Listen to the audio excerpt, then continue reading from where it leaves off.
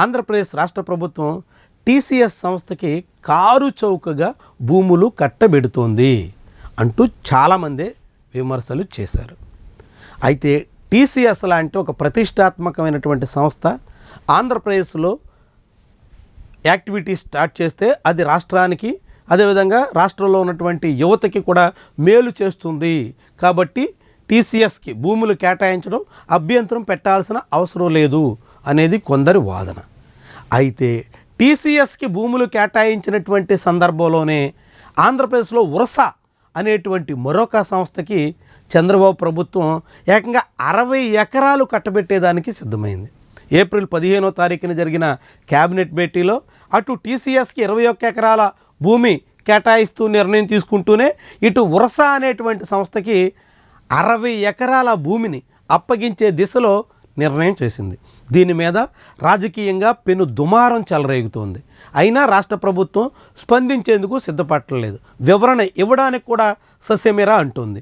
ఎలాంటి సంస్థకి మీరు భూములు ఇస్తున్నారు, ఎందుకు ఇస్తున్నారు, ఏ రీతిలో ఆ భూములు వినియోగిస్తారు, ఎంతమందికి ప్రయోజనం ఉంటుంది, ఇలాంటి అనేక అంశాలని అధికారికంగా చెప్పాల్సి ఉన్నా చంద్రబాబు ప్రభుత్వం తప్పించుకునే ధోరణిలో ఉంది.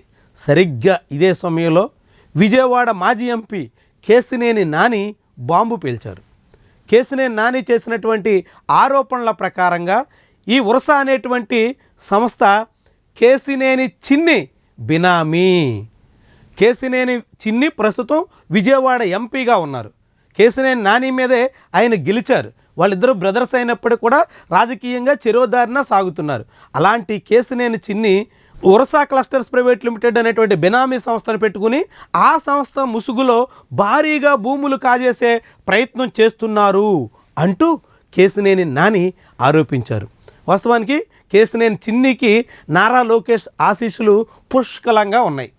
నారా లోకేష్ అండదండలతోనే చిన్నికి ఎంపీ టికెట్ వచ్చింది. ఆ తర్వాత పార్టీలో ప్రాధాన్యత దక్కింది. ఇటీవల మొత్తం ఎన్టీఆర్ జిల్లా వ్యాప్తంగా కేశినేని చిన్ని మొత్తం ప్రాబల్యం పెరగడానికి నారా లోకేష్ అండదండలు ఉండడమే కారణమనేటువంటి అభిప్రాయం ఉంది. అదే సమయంలో లోకేష్ కేశినేని చిన్ని చాలా సన్నిహితంగా మెలగడం బహిరంగమే.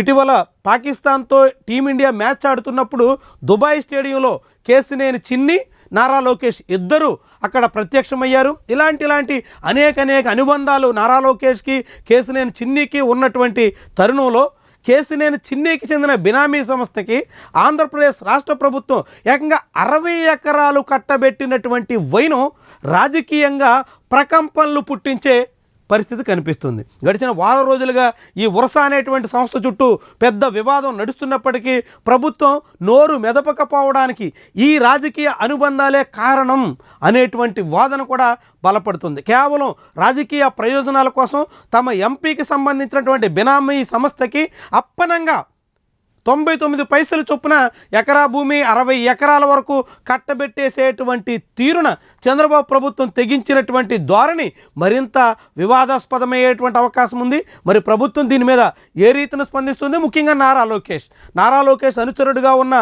కేశినేని చిన్ని మీదే ఇప్పుడు ఆరోపణలు రావడంతో విజయవాడ ఎంపీ ఏ రీతిని స్పందిస్తారు? ఎంపీకి పూర్తి ఆశీస్సులు అందిస్తున్న ఐటీ శాఖ మంత్రి నారా లోకేష్ ఏ రకంగా స్పందిస్తారు అన్నవి ముఖ్యమైనటువంటి పరిణామాలు. దాంతో కేశినేని నాని ఇప్పుడు రాజకీయంగా తాను అన్నింటినీ విరమించుకుంటున్నట్టు ప్రకటించినటువంటి చిన్ని ఇప్పుడు రాజకీయంగా చేసినటువంటి విమర్శలు పెను దుమారం దిశగా సాగుతున్నాయి.